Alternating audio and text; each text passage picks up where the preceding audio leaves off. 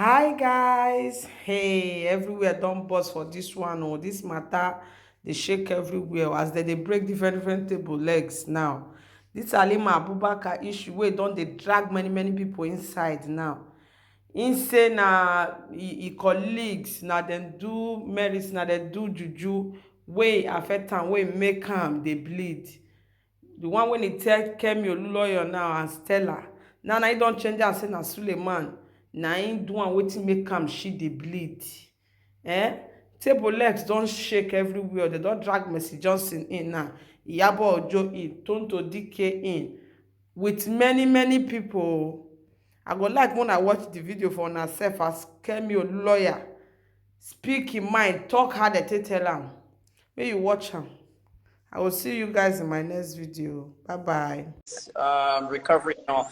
First of all, what Stella said is very damning. And we first have to say something to everybody. A lot of people have to know what we are. There's not a lot of bloggers and journalists in Nigeria free. Stella is one of them. A lot of people, I'm hearing Stella say the old Stella, the new Stella. She's a blogger and she's a journalist. So when you're a blogger and journalist, you're called a professional blogger. So many people have seen Stella as a blogger for years, but she actually is a journalist, okay? Especially during the day she was writing for Ecomium and all that. I know that for one. Then you have Chris Nwandu. That's another one, CKN, a blogger and a journalist. And I'm also one. So when professional bloggers are working, you can blog what you see on the web. But when journalists are working, you have to be careful because of libel. I went to prison, detained 6 months, 3 times by BOME, and you see how the whole thing ended. So you have to be careful using words, non-affirmative words. Allegedly, alleged, blah, blah, blah. What I have to say is that pretty much one thing Stella said, Halima should keep my name off her mouth. I don't know Halima. I've never met her. I don't know Pastor Suleiman. I've never met him. I've never talked to Pastor Suleiman on telephone, DM, nowhere. However, this is how it started with me, because the last thing I saw Halima writing is that she's going to arrest me. Halima, if you're listening or watching, okay, because everybody wants to arrest me, Tonto wants to arrest me, be careful. I no longer entertain BS, okay? You can't just come out and say you want to arrest somebody. When Oramani's case happened, a lot of people attacked me on that case. As you can see, the case has dropped, it has ended, and I was vindicated. At the end of the day, she wanted to join the bandwagon of people abusing me and attacking me. She said something, and Instablog can't read it. She said that woman is very evil. She once came into my DM, and I shunned her away. That's when she actually opened her own can of worms. I told her, I said, Halima, I came to your DM. You didn't shun me away. Don't try to look good. You actually told me you wanted me to write a story about your bleeding episode. Halima said she was bleeding for 6 months. Now, a journalist from PM News, and everybody can Google this. If you Google Halima Abubaka PM News, you'll find the story. That journalist wrote a story about this bleeding business. And when the journalist wrote the story, I spoke to that journalist and I said, what's going on? Halima told me that her co-actors and actresses were doing diabolical stuff on her. Literally, she told me certain actresses were doing juju on her, and she bled for almost 6 months. Yeah, I know the actress. She said she has a name, and I'm gonna say it now. Halima said Mercy Johnson did juju on her. That's what she said. So I was when she changed it to Apostle Suleiman. Yeah. She mentioned 4 people to me. She mentioned Mercy Johnson, Shan George, Iyabo Ojo, and Tonto dikeh. She mentioned those 4. So when Lover listed some women that allegedly had something to do with Suleiman, Those 4 she mentioned to me were on that list. Now, I'm an investigative journalist, okay? And I do my work very well. The problem we have in Nigeria is everybody watching this, you need to first think, anytime a blogger speaks, okay, we are not regular bloggers. We're professional bloggers because we're also journalists. No one has paid us. Nobody has paid me. Halima came up with 500,000 naira that Suleiman gave you, will finish soon. Where is she coming from? Where did that come from? What nonsense is that? This is one thing I'm used to, Daddy Freeze, because every single story I've investigated in this country, it's always they've paid Kemi. Or our money lawyers have paid Kemi. Dowen lawyers have paid Kemi. Fato Ibo has paid Kemi. Always paying, yeah. Or our money, Dowen lawyer. If everybody had paid me, Stella, I'll be a billionaire by now. Always, yeah, exactly. Somebody has paid Kemi. Yet, I'm looking for money, soliciting money for donations, and they call me a beggar. Meanwhile, the Guardian newspaper in the UK is also, they have a donation button there, a newspaper. Premium Times have a donation button. They're asking for £1 each, exactly. If you get. But when it's a single journalist, she's a beggar. If I had that. Yeah, when I put it on my Instagram the other time that I put my account that they should help me, people were cursing me that I'm begging. But if everybody gave me that 1,000 naira they gave Gislava for the parents of the multiple kids, I will open the studio now and I will have the best investigative journalism outlet in Lagos. I don't fear anybody. But the problem is the mentality of Nigerians is that they have paid bloggers. Nobody has paid us. When she said that stuff to me, she was trying to get me to write a story about it as a blogger or journalist. Allima wanted to be in the news. Now, if you want me to interview you, okay, if it's a sponsored interview, you're going to pay me for sitting down and interviewing you, okay? Now, the problem I had with Halima is that after she told me people did juju to her, she now turns around and says a pastor is the one that did juju and caused her to bleed. So I responded in 3 videos.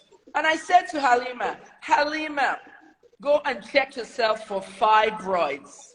No one can bleed that long. Check yourself. Everybody saw those videos. They're on my TikTok. Or look at me, Olun lawyer. Check yourself for fibroids. That's when I now heard from the lawyers. Yesterday, the lawyers served me the papers. They showed me the same legal stuff that's on all your blogs, Instablog, everywhere.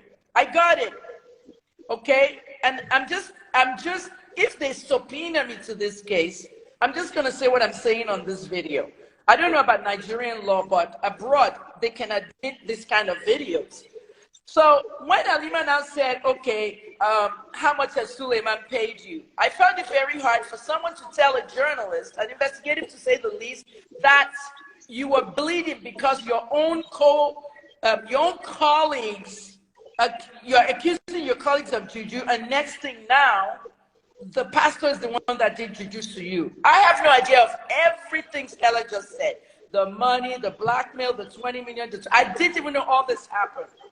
So now, the issue is, why did she talk to a journalist about one reason and coming up with another reason? Now they've sued her for $1 billion. She's going to have to prove it. Exactly. She's going to have to prove it. And if they subpoena me, I'm just going to tell the judge what she told me.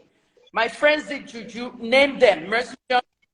Maybe the people she said took her to, Mercy Johnson took her to Badagry. Maybe Mercy Johnson should now start to clear her name, because everybody knows the story, but nobody is asking Mercy about the juju in Badagry that Halima alleges. Mercy, Iyabo, Shan, and Tonto. Those are the 4 she...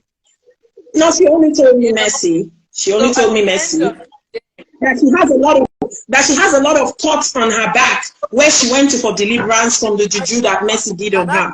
Yeah? Halima here. Yes.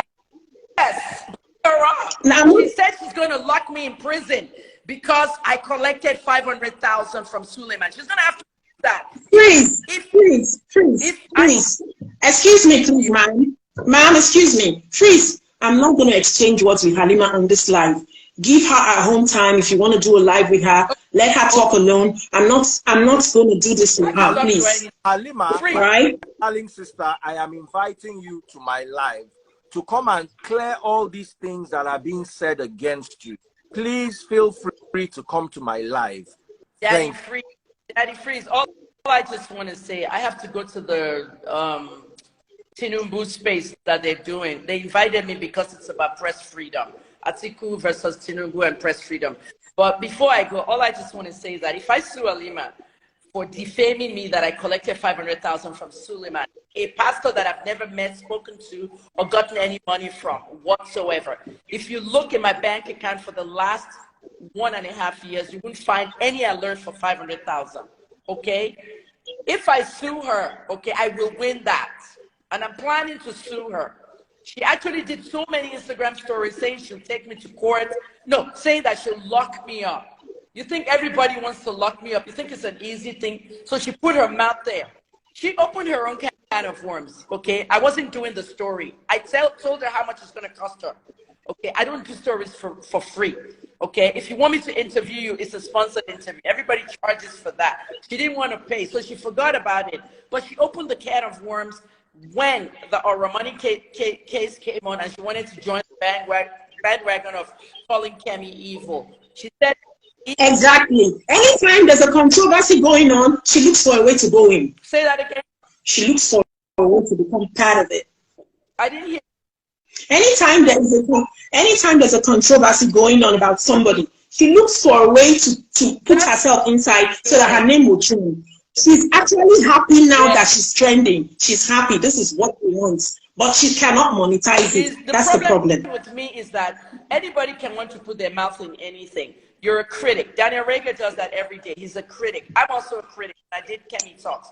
But when you start calling Kemi Olunloyo evil, she once gave me my DM and I shunned her away. That's when I said, no, you came in my DM to ask me to interview you over some bleeding issue and juju. And you wanted it done very juicy. Unfortunately, I didn't forget it. So I decided to post the chats, and Instablog carried the chats. And I disgraced her. Instead of her to keep quiet, Halima went a step forward saying the 500,000 that Suleiman gave you. I want to know where she got that money from. And when I met Suleiman, I will stand in court in front of Suleiman and I will ask him to his face, did you give me money? Have you ever spoken to me? I don't know Suleiman. I've never spoken to him. You know what I mean? The only time I've ever asked about Suleiman, Daddy Freeze, when you were at Cool FM, remember I asked you about Suleiman? I said, I want 3 pastors to pray for me. Remember, we're going to the year 2020, the pandemic year. And I said, Freeze, I'm here on your show. I want 3 pastors to pray for me. Suleiman Ibiyomi has prayed for me when I left Port Harcourt, and 1 more. Remember, that's the only time I asked you, okay?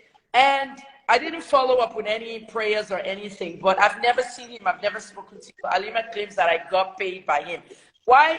This is the reason why all Allima fans think we've been bribed, and it's wrong. Don't assume people have been bribed, okay? And remember, we are professional bloggers. We're not just bloggers, okay? I'm not Cutie Jules. I'm not Instablog. I'm not everybody, okay? I'm a journalist. And